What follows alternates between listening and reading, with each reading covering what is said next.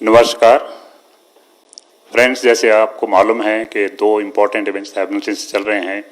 एक तरफ साइक्लोन का इशू है और दूसरी तरफ हमारे कोविड का। तो दोनों ही टीम एक्सपर्ट्स के हमारे साथ हैं। पहले हम साइक्लोन के ऊपर ब्रीफिंग वाला पार्ट करेंगे। DG NDRF and DG IMD दोनों हमारे साथ हैं। तो मैं रिक्वेस्ट करूंगा डीजी एनडीआरएफ से कि वो लेटेस्ट सिचुएशन के बारे में मीडिया को ब्रीफ करें।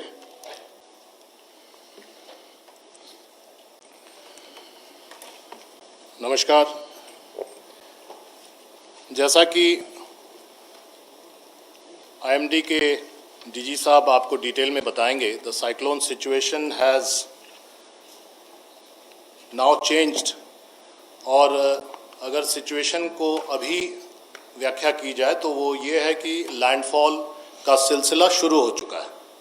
हम लोग अभी तक लैंडफॉल के बारे में एंटिसिपेट कर रहे थे और लैंडफॉल का सिलसिला शुरू हो चुका है। The landfall has started happening, यही कहना सही होगा, समीचीन होगा। और इसके बारे में आगे जो टेक्निकल डिटेल्स हैं वो डीजी आईएमडी बताएंगे। मैं आपको एनडीआरएफ की जो प्रिपेयर्डनेस है और एनडीआरएफ ने जो कुछ अभी तक किया है उसके बारे में थोड़ी तफसील से बताऊंगा। मैं इसको रिपीट कर रहा हूं कि हम लोग अभी भी क्लोज वॉच रख रहे हैं, क्योंकि situation is a fast changing transforming situation.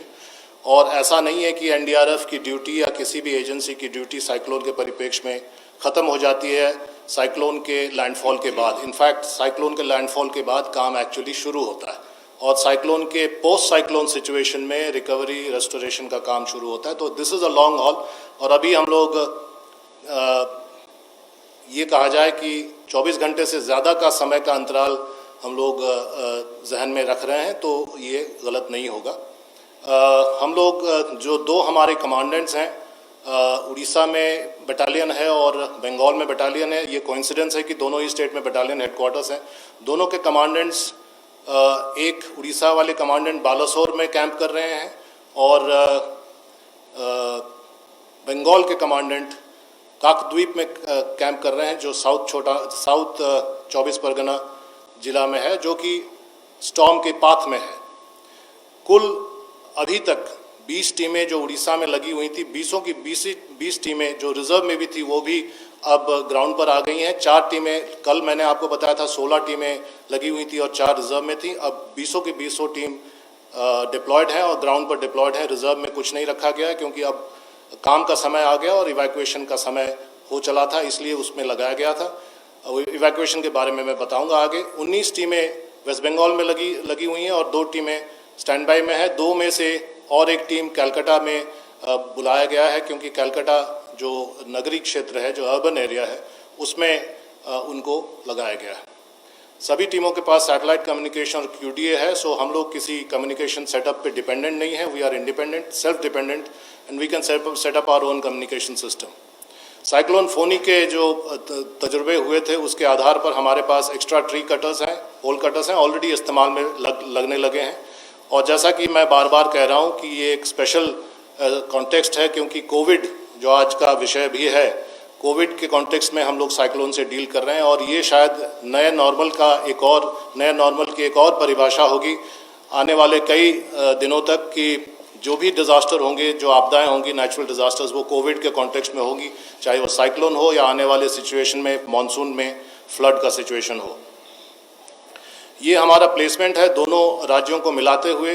कुल 41 टीमों का प्लेसमेंट है। आप देख सकते हैं कि 2 ही टीम रिजर्व में है, वो बंगाल में है, और उनमें से एक टीम, जैसा कि मैंने अभी कहा, जस्ट इस मीटिंग में आने से पहले कलकत्ता में डिप्लॉय हो रहा है। तो लगभग सभी टीमों का इस्तेमाल दोनों राज्य कर रहे हैं।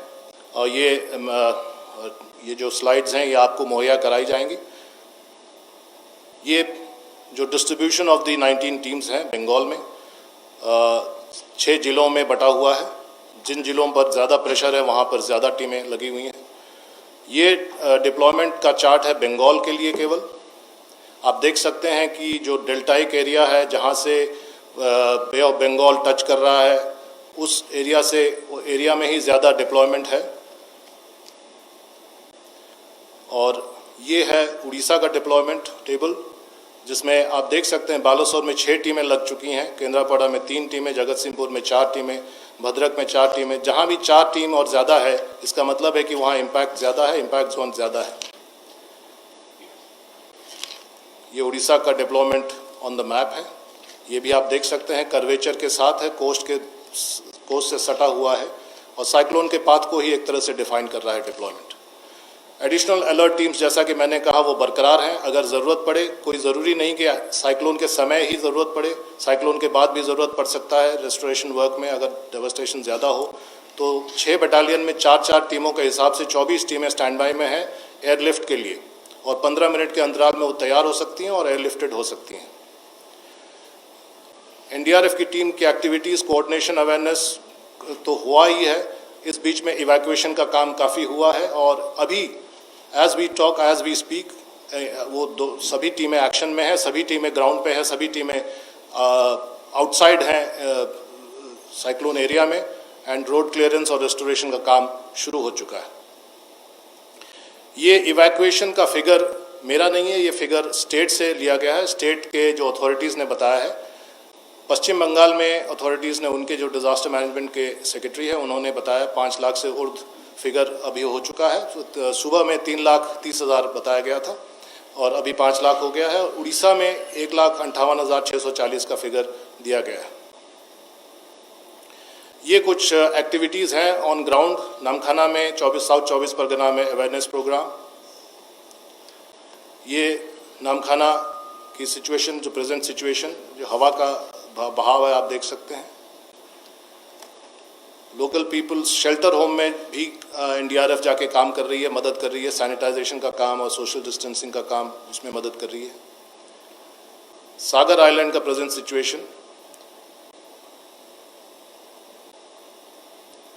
काकद्वीप जहां पर मेरे कमांडेंट कैंप कर रहे हैं जो कि ब्लॉक हेडक्वार्टर्स है, ये एक्टिविटीज़ दीघा में है। ऑलरेडी रेस्टोरेशन का काम शुरू हो गया, जैसे आप देख रहे हैं ईस्ट मेदिनीपुर रामनगर में तार और पेड़ कटे हुए हैं, तो ऑलरेडी रोड क्लियरेंस का काम एनडीआरएफ शुरू कर चुकी है। ये साइक्लोन शेल्टर्स में और गांव में जाकर वो जो भी सुविधा देने का काम, including saving of cattle and resettling cattle also is being helped by the NDRF.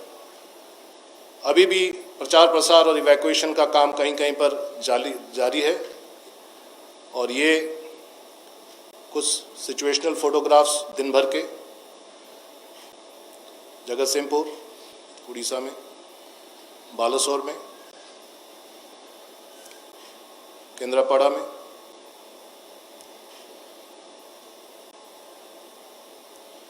Puri में, जो कि उतना अफेक्टेड नहीं कहा जाएगा, लेकिन पेड़ वहाँ भी गिरे हैं और रास्ता वहाँ भी अवरुद्ध है, तो वहाँ पर कटाई का काम जारी है। सो ये एनडीआरएफ की एक्टिविटीज़, इवैक्यूएशन और अद्यतन स्थिति के बारे में है। जो अद्यतन स्थिति का जो डिटेल है in terms of wind speed और साइक्लोन का आई कहाँ पहुँचा है और उसका टिप कहाँ पहुँचा है और टेल कहाँ पहुँचेगा, कब तक पहुँचेगा, इसके बारे में आगे तफसील से आईएमडी के डायरेक्टर डीजी साहब बताएंगे। धन्यवाद। धन्यवाद। मैं रिक्वेस्ट करता हूँ आईएमडी डीजी से प्लीज़। नमस्कार। जैसे डीजी एनडीआरएफ आपको इन्फॉर्मेशन दे रहे थे, सुपर साइक्लोन स्टॉर्म अम्पन अभी वेस्ट बंगाल कोस्ट को सुंदरबन के पास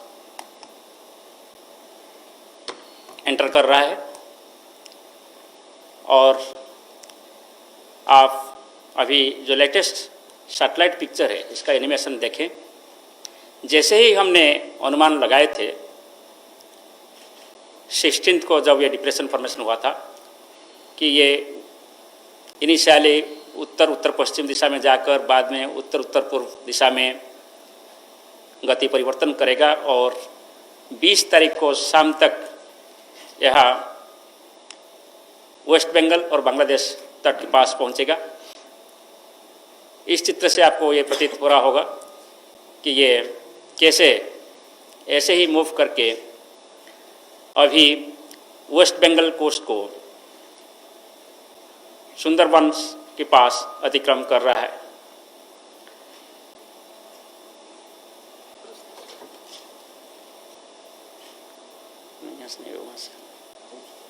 ओके, सो ये जो आप चित्र देख रहे हैं ये एक डॉप्लर रडार की इमेज है। इसमें आप देख रहे होंगे जो एक सर्कुलर स्ट्रक्चर दिखाई दे रहा है राइट साइड में, ये आई ऑफ द साइक्लोन है। और इसके साथ जो लेफ्ट साइड में ज़्यादा रेडिश और येलोइश कलर दिखाई दे रहा है वो सभी डेंस कन्वेक्टिव क्लाउड्स होता है, इसके साथ बहुत बारिश होता है। सो ये जब साइक्लोन कल मूव हो रहा था, कल रात से इसका इम्पैक्ट उड़ीसा के ऊपर शुरू हो गया। तेज़ बारिश के साथ विंड स्पीड धीरे धीरे बढ़ने लगा और आज सुबह सबसे ज़्यादा विंड स्पीड 106 किलोमीटर प्रति घंटा रिकॉर्ड हुआ है उड़ीसा में, पारादीप में। बालासोर में अभी तक 91 kilometre per hour wind speed का रिकॉर्ड किया गया है। चांदबाली में 74 kilometre per hour wind speed measure किया गया है। सो इसको देखते हुए जो हमारा पूर्वानुमान था कि जब ये सुपर साइक्लोन उड़ीसा तट के पास पैरेलली नॉर्थ नॉर्थ ईस्ट दिशा में गति करेगा, नॉर्थ कोस्टल उड़ीसा स्पेशली में ज़्यादा विंड्स रहेंगे। और हमारा पूर्वानुमान था कि विंड स्पीड 100 से 110 kmph और गस्टिनेस में 125 kmph हो सकता है। और अभी तक जो ऑब्जर्वेशन हमारे पास आए हैं इसमें हाईएस्ट विंड स्पीड 106 kmph हुआ है। और हमारा भी ये पूर्वानुमान था कि उड़ीसा में heavy to very heavy rainfall होगा और ऐसे ही हुआ है। जो कोस्टल उड़ीसा का जो डिस्ट्रिक्ट्स जैसे बालासोर, भद्रक, केंद्रापड़ा, जगतसिंहपुर वगैरह डिस्ट्रिक्ट्स में भी heavy to very heavy rainfall past 24 hours में रिकॉर्ड किया गया है। जैसे ही आज ये साइक्लोन धीरे धीरे उत्तर उत्तर पूर्व दिशा में गति किया, इसका southern districts of Orissa clear हुआ और नॉर्दर्न डिस्ट्रिक्ट्स में धीरे धीरे विंड स्पीड बढ़ा और बारिश भी।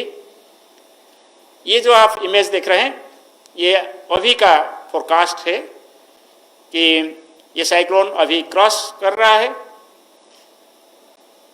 वेस्ट बंगाल बांग्लादेश तट को और दीघा और हाथिया आइलैंड के बीच में, और जो सुंदरबंस हम बोले थे वो सुंदरबंस के ऊपर ही ये जा रहे हैं। वो ये जाने के बाद फिर हमारी उम्मीद है कि सीधा नॉर्थ नॉर्थ ईस्ट दिशा में गति करेगा और आज शाम तक ये कोलकाता के आसपास आने का उम्मीद किया जा रहा है। इसके प्रभाव में आज शाम से साउथ नॉर्थ 24 परगना और ईस्ट मिदनापुर में जो पहले से ज़्यादा असर होने के लिए हम उम्मीद किए थे और पूर्वानुमान किए थे, इसके साथ साथ हावड़ा, हुगली और कलकत्ता में भी जो पूर्वानुमान किए थे वो भी होने वाला है। जब साउथ और नॉर्थ 24 परगना और ईस्ट मिदनापुर में अभी ऑलरेडी वेरी स्ट्रांग विंड शुरू हो गया है। रिपोर्ट मिल रहा है कि विंड स्पीड लगभग 160 kmph के आसपास वहाँ हो सकता है। हमारा उम्मीद ये है कि जब ये कलकत्ता के पास आएंगे वहाँ भी कलकत्ता, हुगली और हावड़ा वगैरह डिस्ट्रिक्ट्स में विंड स्पीड 110 से 120 और गस्टिनेस में 135 किलोमीटर प्रति घंटा हो सकता है। सो जैसे ये 106 किलोमीटर विंड स्पीड मैक्सिमम के साथ उड़ीसा में डैमेज किए हैं, इससे आप अनुमान लगा सकते हैं जब यहाँ विंड स्पीड हमारा अनुमान 155 to 165 kmph है और गस्टिनेस में 185 kmph है, तब यहाँ नुकसान क्या हो सकता है।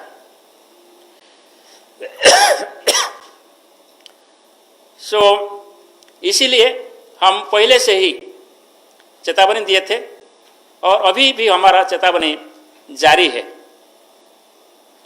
ये हमारा अभी का विंड स्पीड फोरकास्ट है।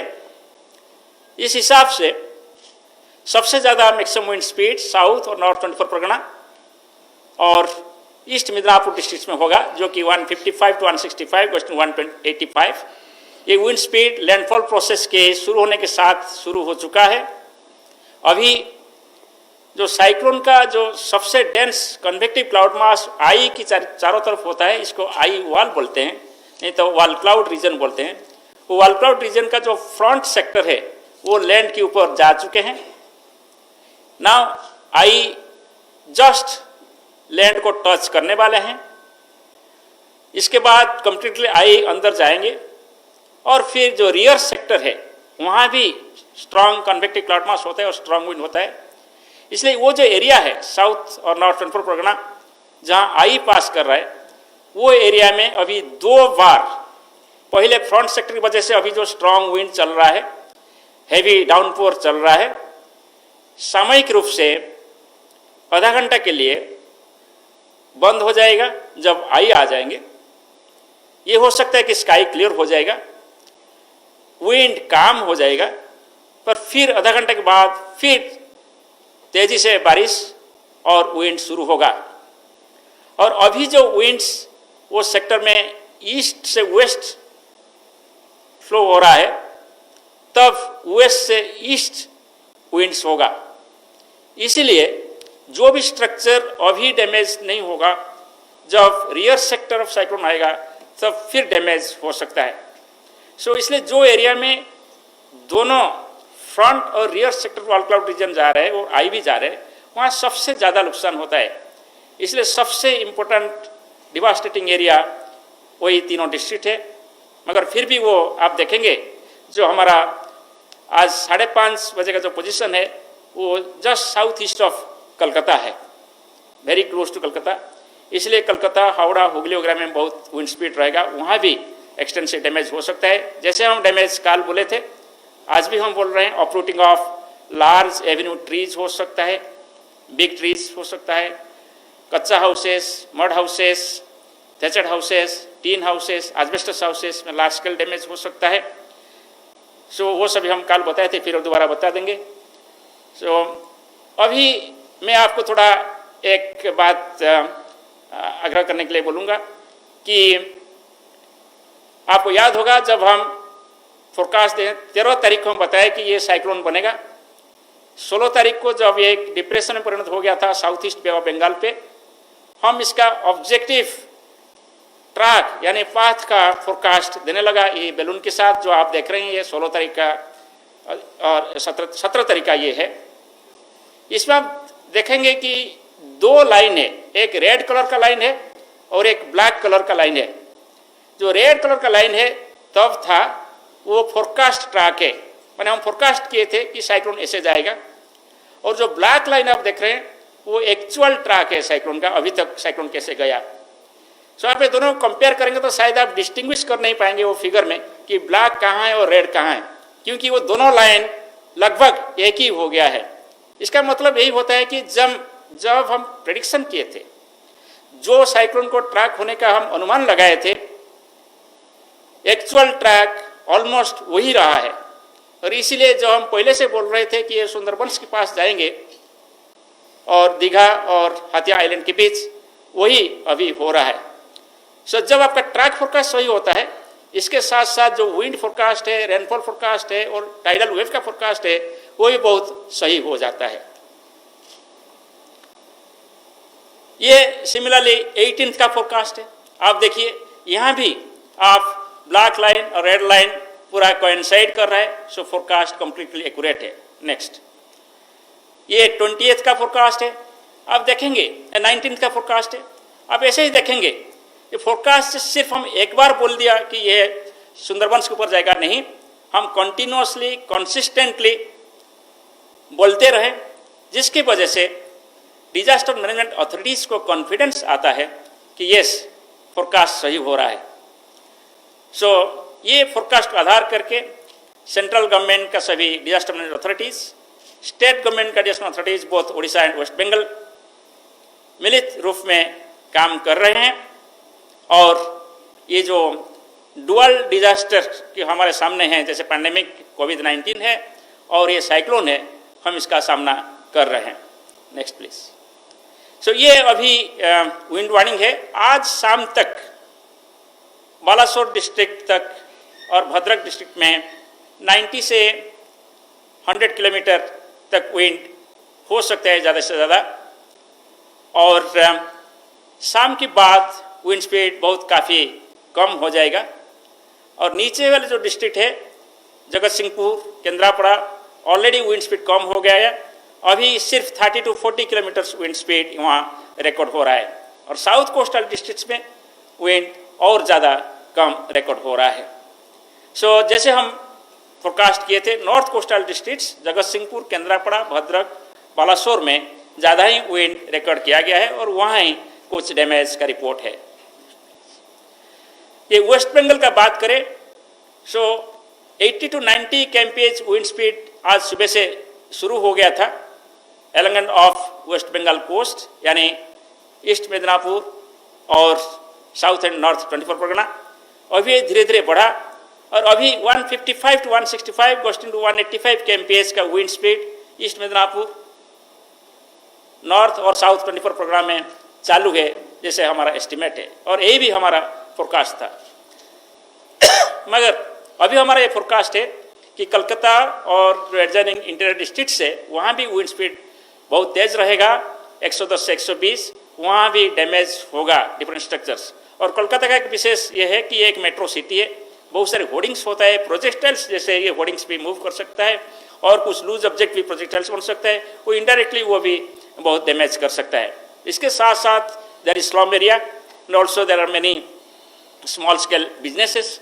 सो बहुत सारे सोशियो इकोनॉमिक एक्टिविटीज़ एक मेजर टाउनशिप में होता है, मेजर सिटी में होता है, वो सब अफेक्टेड हो सकता है। ये आज का हमारा रेनफॉल फोरकास्ट है। जैसे हम कल भी बताए थे, हम heavy to very heavy rainfall with isolated extremely heavy rainfall Gangetic west Bengal में एक्सपेक्ट कर रहे हैं आज। और बांग्लादेश में भी ऐसे ही हो रहा है, बांग्लादेश में भी विंड स्ट्रांग चल रहा है। आपको ये जानकर खुश होगा कि इंडिया सिर्फ हमारे कंट्री के लिए, इंडिया में हमारे कंट्री के लिए हम सिर्फ फोरकास्ट वार्निंग नहीं दे रहे हैं, बांग्लादेश के लिए भी हम फोरकास्ट वार्निंग दे रहे हैं।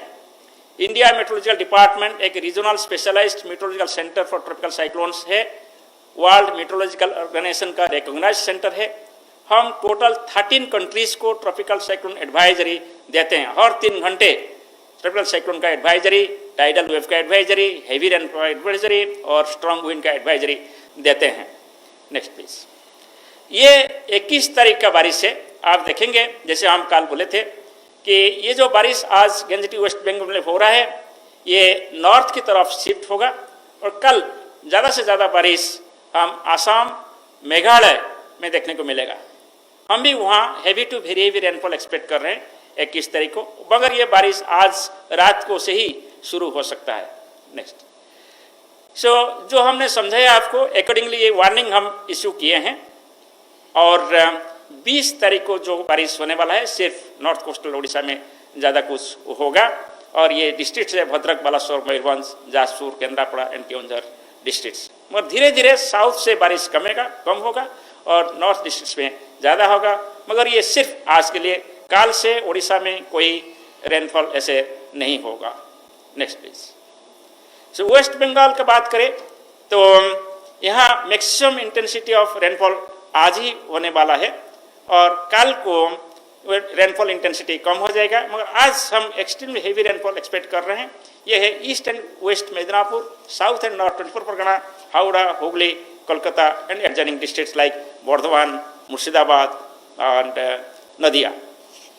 सो 21 तारीख को ज़्यादा बारिश नहीं होने वाला है, कहाँ कोई 1-2 जगह पर हेवी रेनफॉल हो सकता है। चलिए, सब हिमालयन वेस्ट बंगाल जैसे जलपाईगुड़ी से शुरू करके वेस्ट आसाम तक जो एरिया है, वहाँ हम heavy to very heavy rainfall उम्मीद कर रहे हैं। आज रात से शुरू हो सकता है और 21 तारीख को ज़्यादा बारिश वो एरिया में होगा, क्योंकि ये जो ट्रॉपिकल साइक्लोन है वो धीरे धीरे नॉर्थ ईस्ट गति करते हुए कल सुबह बांग्लादेश में एक साइक्लोनिक स्टॉर्म होते हुए पहुंचेगा और वेस्ट असम में एक डिप्रेशन या लो प्रेशर एरिया होकर पहुंचेगा और इसकी वजह से वहाँ अच्छा बारिश होने का उम्मीद किया जा रहा है। चलिए, सो ये है सबसे जो खतरनाक होता है साइक्लोन के साथ, द स्टॉर्म सर्ज। ये एक्सपेक्टेड स्टॉर्म सर्ज है, ये हम लगातार जारी कर रहे हैं। इसमें हम यही बोले थे कि साउथ और नॉर्थ 24 परगना में टाइडल वेव ज़्यादा होगा। हम ये बोले थे कि आज आफ्टरनून से शुरू होगा और आपको जानकर हम आपको ये इन्फॉर्मेशन देते रहते हैं कि आज आफ्टरनून से स्टॉर्म सर्ज शुरू हो चुका है। ये टाइडल वेव हमारा एक्सपेक्टेशन है कि 4 to 5 metres above astronomical tide होगा और ये साउथ और नॉर्थ 24 परगना का जो लो लाइंग एरिया है इसको इनंडेट करेगा। इसके साथ जो मेदिनीपुर डिस्ट्रिक्ट है वहाँ भी ये 3 to 4 मीटर हाइट में इनंडेट कर सकता है। So 4 to 5 metre over south और north 24 Pargana, 3 to 4 metre over Medinipur districts.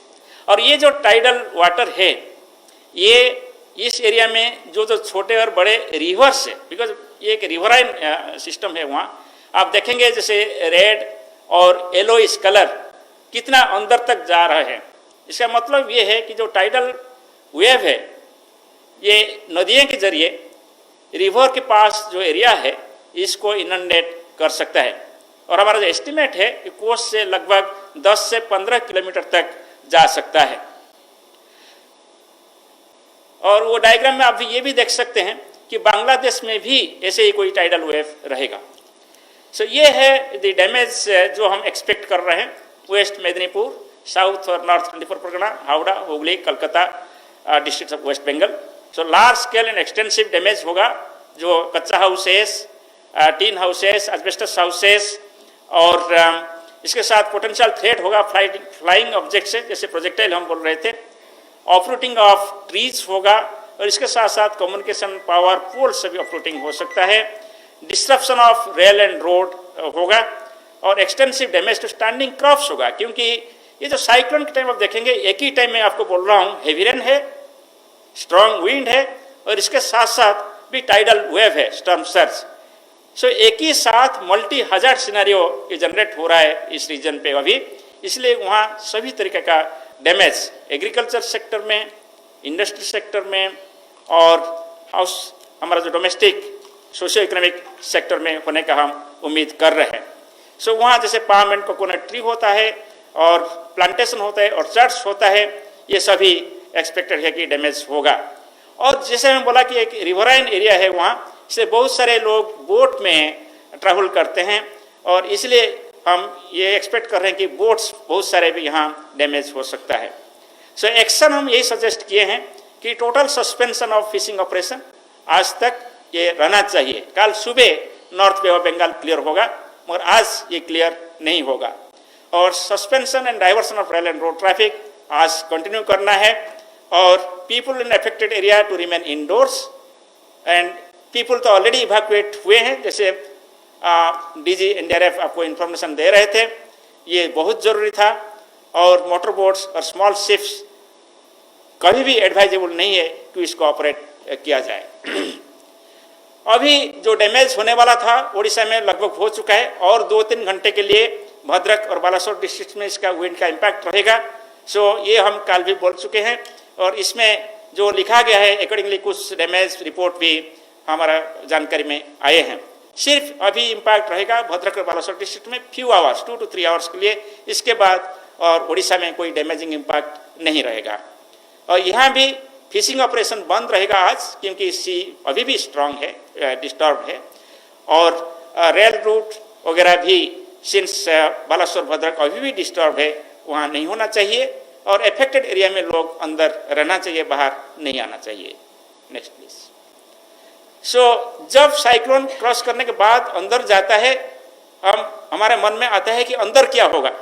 सो इसलिए 12 घंटा पहले एटलीस्ट हम जब लैंडफॉल हम एक्सपेक्ट कर रहे हैं इसका 12 घंटा पहले हम पोस्ट लैंडफॉल आउटलुक इशू करते हैं। सो कल शाम को हम पोस्ट लैंडफॉल आउटलुक इशू किए थे कि इंटीरियर डिस्ट्रिक्ट्स में क्या क्या होगा। गैजेटिक वेस्ट बंगाल में जब ये जाएगा इंटीरियर डिस्ट्रिक्ट्स में भी साइक्लोन स्टॉर्म इंटेंसिटी रहेगा आज रात, इसीलिए वहाँ भी डैमेजिंग इम्पैक्ट हो सकता है। वहाँ में ब्रेकिंग ऑफ ट्री ब्रांचेस हो सकता है, ऑपरेटिंग ऑफ स्मॉल ट्रीज हो सकता है। ये सब डिस्ट्रिक्ट यही है, जैसे हम कलकत्ता, हावड़ा, हुगली बोल चुके हैं। इसके अलावा जो वर्धमान है, मुर्शिदाबाद है, नदिया डिस्ट्रिक्ट है, वहाँ ऐसे कुछ डैमेज भी एक्सपेक्टेड है। Next please. सो आप देखेंगे कि जो जैसे मैं बोल रहा था कि आप लोगों को हम जानकारी कंटिन्यूसली 13 तारीख से हम फर्स्ट प्रेस रिलीज 13 तारीख को दिए थे वो कंटिन्यूसली हम हर दिन प्रेस रिलीज किए हैं और कभी कभी दिन में भी फ्रीक्वेंटली प्रेस रिलीज किए हैं। इसके साथ साथ हम सभी अथॉरिटीज़ को, मीडिया को, आपके जरिए सभी पब्लिक को हम बुलेटिन हर 3 घंटे दिए हैं। और जब आज लैंडफॉल हो रहा था, आज सुबह अर्ली मॉर्निंग से हम आवरली अपडेट भी दे रहे थे। ये सब पॉसिबल हुआ आप सभी का कोऑपरेशन से, सपोर्ट से। मैं आप लोगों के माध्यम से सभी डिजास्टर मैनेजमेंट अथॉरिटीज़ को, ऑनरेबल प्राइम मिनिस्टर जो रिव्यू कर चुके हैं, ऑनरेबल होम मिनिस्टर जो रिव्यू कर चुके हैं, हम सभी के पास आभार व्यक्त करते हैं और सभी के गाइडेंस में हम ऐसे अच्छा फोरकास्ट देने के लिए तैयार हो पाए हैं। और हम सभी मिलकर साइक्लोन जैसे डिजास्टर को, ये पैंडेमिक सिचुएशन पे हम मुकाबला करेंगे। Thank you. धन्यवाद। फ्रेंड्स, आपकी जानकारी के लिए एनडीआरएफ वेबसाइट्स के ऊपर जो भी लेटेस्ट है और आईएमडी के वेबसाइट पे उसका लिंक पीआईबी के वेबसाइट पे दे दिया है। So latest information you can also get it from there. In addition, from the Home Ministry side, DG Media is regularly updating the media about the cyclone. Because both the DGs, DG NDRF and DG IMD, have to go back urgently. So until unless there is very, very important question, what is briefed to you or the latest situation, I think we will thank both the DGs and they can leave until unless you have anything. Anybody having any question other than the briefing?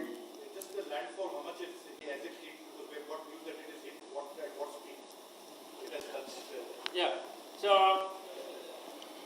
just now I was telling that landfall process started at 2:30 with entry of the front sector of the wall cloud region. The wall cloud region is of width of about 120 kilometers. Eye has got a diameter about say 40 kilometers. Then rear side also again will have 120 kilometers. So therefore it is moving at present about 25 to 30 kilometers per hour. So the entire process will be completed by about 3 to 4 hours. So it has started and we are hopeful that by 7 o'clock or so, the entire cyclone will go into the land. And under its influence, as we are expecting, we have estimated the wind speed of 155 to 165, costing to 185 kmph at the time of landfall. Thank you very much, sir. Despite being so busy in your schedule, please, we wish all the very best, sir, that we could control. Thank you very much. Friends, now we start with the COVID Health Ministry's briefing. So I'll request my colleague to start from the Health Ministry.